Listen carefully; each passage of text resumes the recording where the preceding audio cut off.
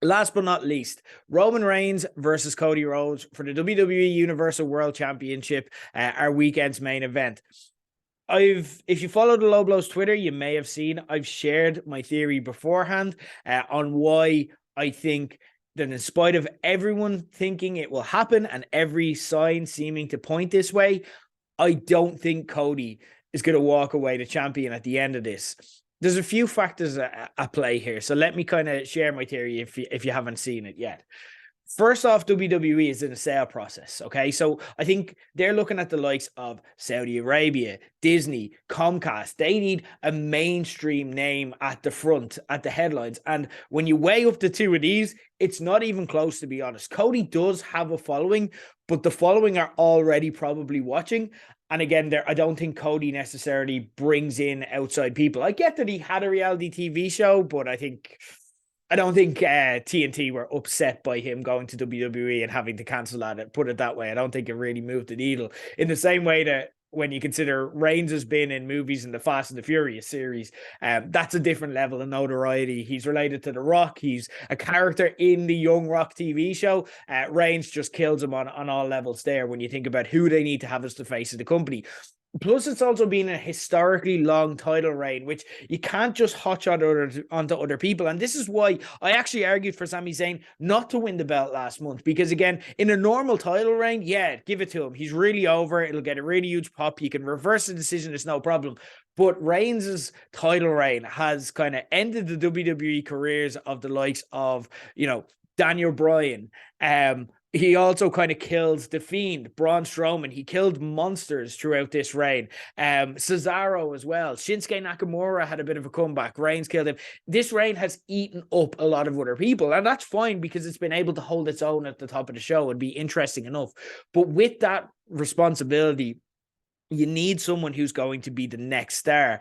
And the next in line, we're saying there, John Cena, Roman Reigns, question mark, question mark, question mark. I really hope it's not Austin Theory. I don't want that.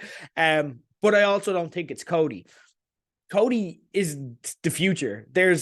And I did the research here. There is literally 36 days between the two of these people in age. Reigns is literally a month older than Cody. They're the same age. They're 37. And neither of them are old. And Reigns doesn't need to retire or end anytime soon. Also, as well, I think they telegraphed this exact moment of Cody coming back, winning the Royal Rumble, winning the championship. They've told us every single step of this since Cody jumped to WWE from AEW a year ago. For me, that's too obvious, and here's why. Cody is obviously a Rhodes, the son of Dusty Rhodes, and the Rhodes legacy isn't about them winning the championship. It's about them getting close to the championship. Dusty Rhodes, if you look at his career, he'd always get close to the championship, and then at the very last moment, have a moment ripped away from him, and it would build and build and build, and he'd have several attempts, and then eventually he'd get the job done in the end. If Cody does it the first time around, the story they're telling us is that, again, fair enough, I understand not wanting his identity to be tied up in what his dad's was, and he doesn't need to be either. But it just says, oh, yeah, no, I'm better than my dad. My dad wasn't shit. You know what I mean? So if you're going for the Rhodes legacy, and that has been a huge build-up in this match, Dusty is kind of name-checked in pretty much every promo that the two of them have. Again, you can't really have Cody just be the guy who wins it the first time, and it's something his dad would never do. And besides, again, you may ask, who is that future? If not Cody, who is the guy that beats Roman for the championship? Well, what storyline are we witnessing? What is Cody trying to do here and finish off the weekend by doing? Breaking up the bloodline, Roman Reigns' stable.